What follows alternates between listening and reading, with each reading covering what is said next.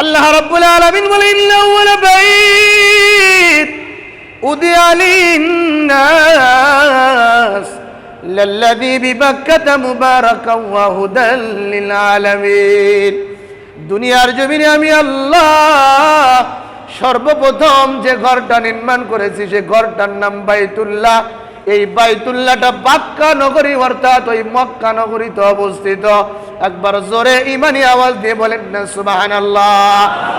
মুসলমান ইমানদার বাইতুল্লাহর উপরে অন্তরের ভিতরে বাইতুল্লাহর মহব্বত গাঁথবেন, বুঝবেন, বাইতুল্লাহর মহব্বত অন্তরের ভিতরে রাখবেন। ও মুসলমান ইমানদার, বাইতুল্লাহ কেন যাবেন? বাইতুল্লাহ কেন তাওয়াফ করবেন? ইন্না আউওয়ালা বাইতিন উদিয়া লিন-নাস লাল্লাযী বিবাক্কাতা মুবারাকান ওয়া হুদাল লিল